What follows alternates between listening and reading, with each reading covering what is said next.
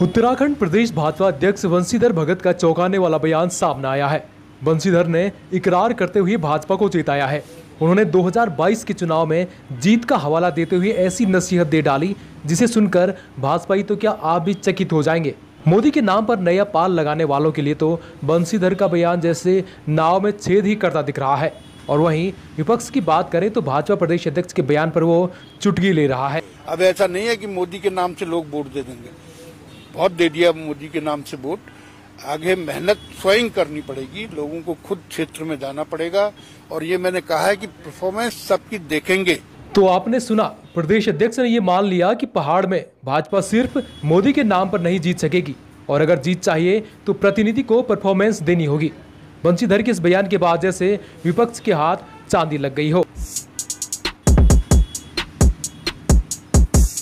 भाजपा प्रदेश अध्यक्ष बंशीधर भगत के बयान पर पूर्व सीएम हरीश रावत ने भी अपने तर्कस से तीर छोड़ते हुए सत्ता और सरकार पर तंज कसा है। भाजपा के प्रदेश अध्यक्ष बंशीधर भगत जी अनुभवी व्यक्ति हैं, धरातली व्यक्ति हैं और उन्होंने बहुत सही समय पर एक सही राय, जो अब टाइम टेस्टेड राय है, भाजपा के विधायकों को दी है कि आप मोदी जी पर ही भरोसा मत करो, आपको अपना काम भी सुधारना चाहिए। काम में भाजपा जीरो है और मोदी जी का करिश्मा भी अब ढलान की तरफ है। जिसके बाद कांग्रेस नेत्री गरिमा भी भाजपा प्रदेश अध्यक्ष के इस बयान को आधार बनाते हुए बोली कि कांग्रेस पहले से जो कहते हुए आई है आज वही सच प्रदेश अध्यक्ष जी के होंठों पर आ गया। यानी कि उन्होंने इस बात की तस्दीक कर दी कि आज तक जितने भी चुनाव भाजपा जीतती आई है वो सारे के सारे मोदी नाम पर जीत कर आई है। जनप्रतिनिधियों का कोई योगदान अपनी जनता के प्रति, अपनी विधानसभा के प्रति नहीं रही है और वो इस बात को मान गए हैं कि डामाडोल अर्थव्यवस्था के चलते, किसानों की दुर्दशा के चलते, बेरोजगारी के चलते, महंगाई के चलते अब जनता मोदी के नाम पर वोट नहीं देगी। वहीं भाजपा अध्यक्ष के इस बयान के बाद उठे बवाल पर उनकी तरफ से एक विज्ञप्ति जारी की गई जिसमें उन्होंने पीएम मोदी को विश्व का महानतम नेता बताते हुए बयान को तोड़ मरोड़ कर पेश करने की बात कही। जो भी हो, पर इतना तो तय है कि बंशीधर के इस बयान ने विपक्ष को संगीत दिया और सूबे में भाजपा की बंसी बजा दी। मनमर्जी की ट्रांसफर पर एक बार फिर तनातनी सामने आई है। उत्तराखंड सचिवालय में अधिकारी और कर्मचारी आमने सामने है। सचिवालय संघ के अध्यक्ष दीपक जोशी ने आरोप लगाया है कि सचिवालय में कुछ अधिकारी तानाशाही रवैया अपना रहे हैं। जिस तरह से माहौल अब चला है, नए नए हमारे अधिकारी दूसरी सेवाओं के सचिवालय में उनका पदार्पण हो रहा है और वो सचिवालय सेवाओं को बहुत गलत मानसिकता से और दूषित मानसिकता से देख रहे हैं। इस पर कहीं ना कहीं सीनियर अधिकारियों को भी सोचना होगा और हम लोग चाहेंगे कि मुख्य सचिव महोदय से भी अभी मिलें, उनको इस वास्तविक स्थिति से बताएं। एसीएस राधा तुड़ी मैडम से हम लोग मिले हैं, उनको वास्तविक स्थिति बताई है और सचिव समिति की बैठकों में भी इस तरह की बातें आएँ और सचिवालय सेवा की जो परिस्थिति है उत्तर प्रदेश शासनकाल से, उस परिस्थिति को बनाए रखने के लिए तमाम सीनियर अधिकारियों को हम लोग सहयोग लें। माननीय मुख्यमंत्री जी को बताएं यहाँ की क्या विशिष्ट कार्यप्रणाली होती है और सचिवालय सेवा के लोगों को किस तरह से देखा जाता है। ये रीढ़ की हड्डी है, इस रीढ़ की हड्डी को इस तरह से बहुत दोयम दर्जे से देखा जाना ये उचित नहीं। गरीबों का आशियाना देहरादून की काठ बंगला में 9 सालों से अधर में लटका हुआ है। ये आशियाना बताता है कि उत्तराखंड की सरकारें गरीबों के लिए कितनी गंभीर रही हैं।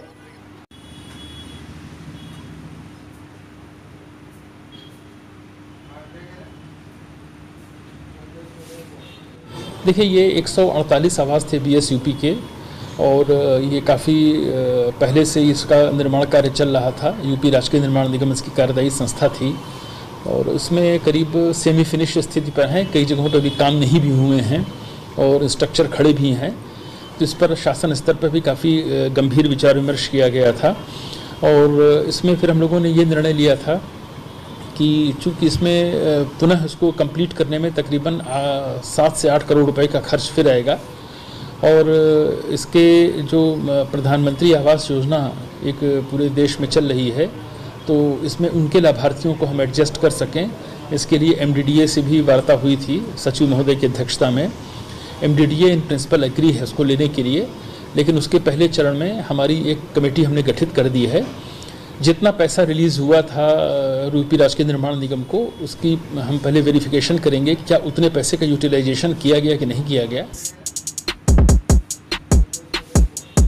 कोरोना पर ईपीएफ का तोहफा। कोरोना महामारी के दौर में कई लोगों की नौकरियां गई, तो कई लोग ऐसे भी थे जिन्हें इस दौरान सैलरी नहीं मिल पाई।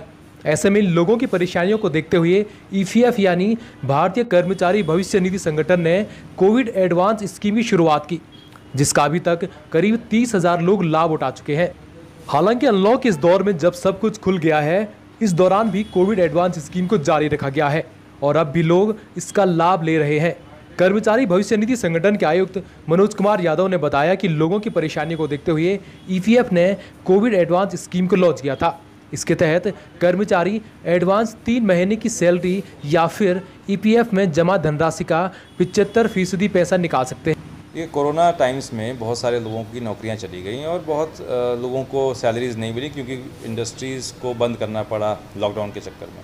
तो सैलरी नहीं मिलना एक बहुत बड़ी समस्या थी, इकोनॉमिक क्राइसिस था, लोगों को अपना घर चलाना था, अपने बच्चों की फ़ीस देनी थी, अपने रेशंस वगैरह के लिए भी उनको दिक्कत हो रही थी। तो इसमें एक बहुत अच्छी योजना ईपीएफ लेके आया, जिसमें कि कोविड एडवांस का, जिसमें 3 महीने का आपकी जो सैलरी है वो या 75% जो आपका बैलेंस है वो आप निकाल सकते हैं एक सिंपल एप्लीकेशन ऑनलाइन डाल के।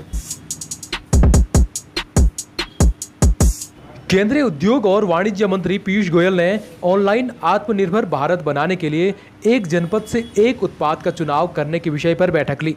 इसके तहत प्रत्येक जनपद से चयनित उत्पाद को भारत सरकार विशेष सब्सिडी देगी। शहरी विकास मंत्री मदन कौशिक ने उत्तराखंड का पक्ष रखते हुए कहा कि राज्य के सर्विस सेक्टर के क्षेत्र में Ayurveda, spa, wellness, eco tourism, adventure के क्षेत्र में विभिन्न कार्य कर रहा है।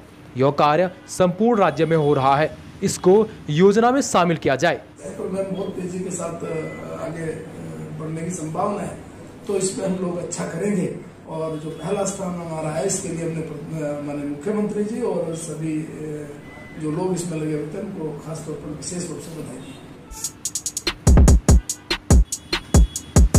विधानसभा के मॉनसून सत्र को लेकर कवायद शुरू हो चुकी है। आपको बता दें कि इस बार का सत्र 23 दिसंबर से शुरू होना है।